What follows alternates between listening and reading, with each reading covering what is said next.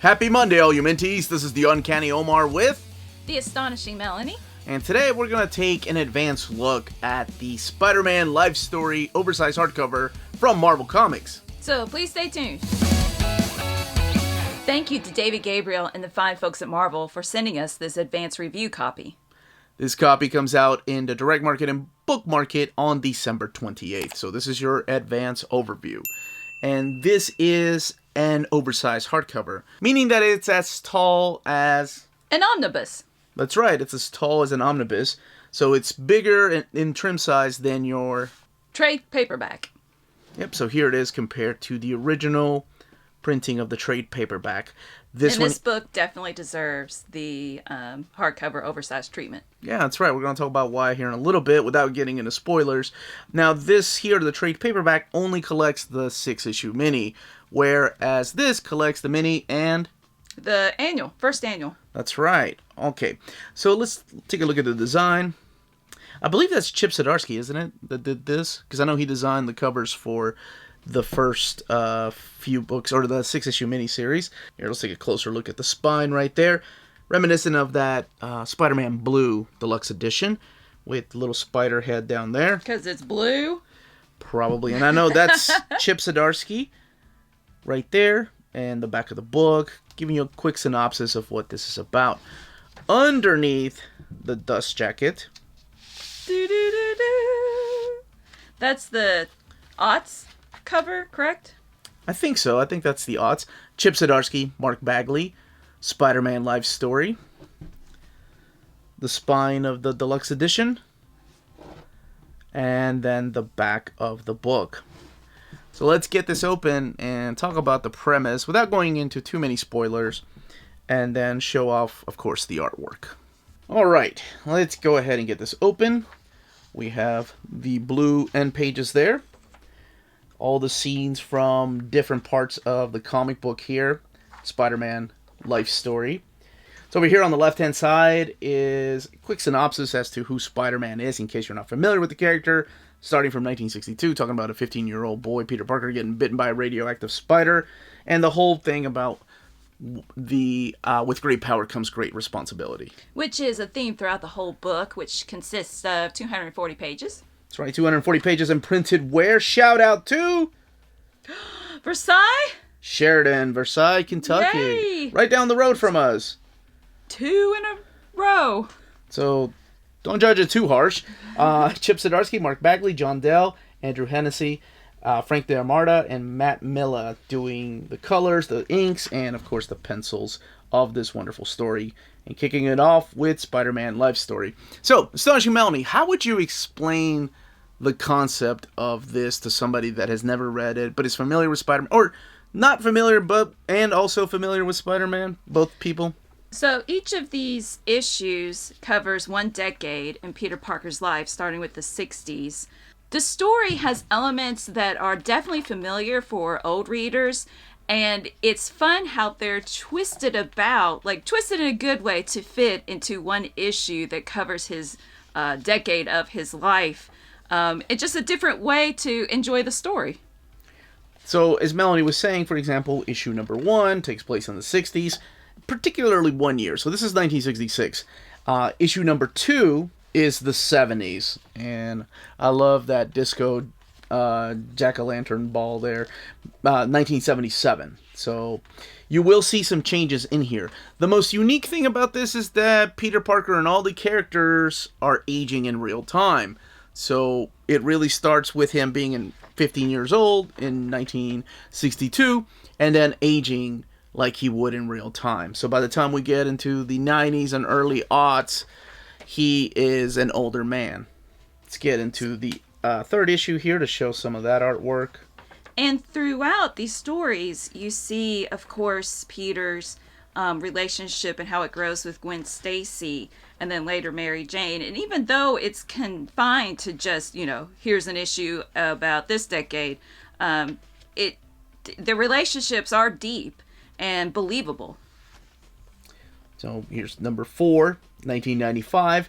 And if you are a big Spider-Man reader, the cool thing about this is all the stories that are focused on each decade are borrowed heavily from the stories that were going on at the time, whether it's the Clone Saga in the 90s or the coming of Venom. And but what they did is they mixed up like Venom and Kraven's Last Hunt together. So two of the biggest story arcs for Spider-Man during the 80s. And I really like that. That was a neat twist. Yeah, so even if you were familiar with it, you really don't know where it's going. There are characters here that lived, that originally died in the original 616 series, and then characters here that don't make it, that are still alive in the 616 universe.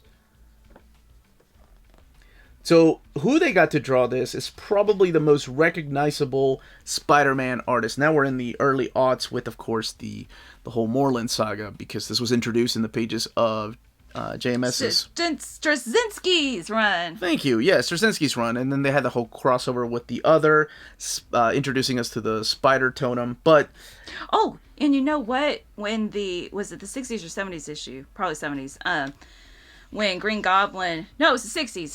He taps on Spider-Man's chest at the spider. He was saying, "You are a totem for something more."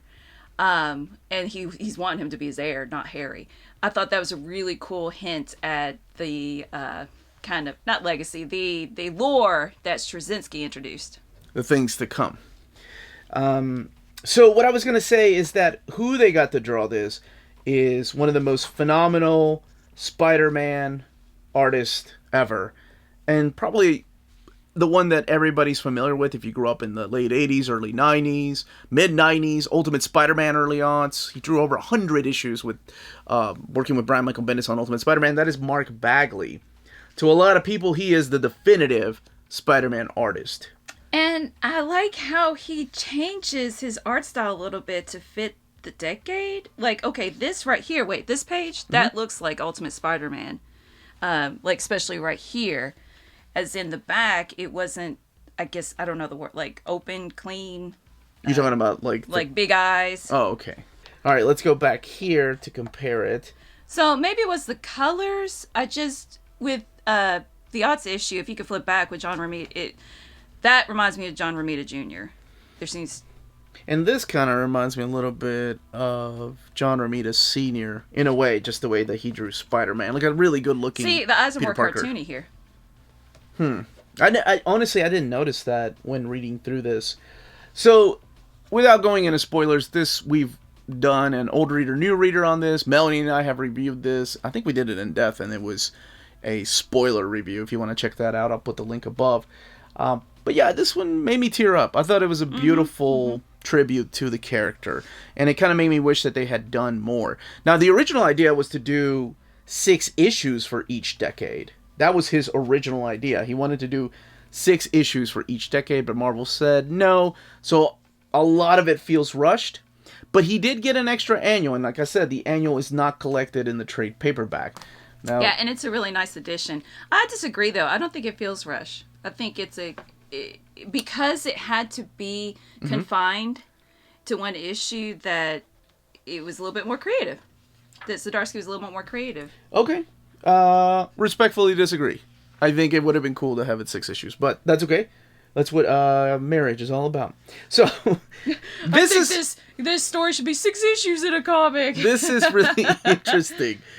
This is really interesting because what he does in the annual is he tells the story of not Spider-Man, but focus more on Jonah J. Jameson and his role in everything that was going on. Because by the time you get to the 70s, Jonah is gone.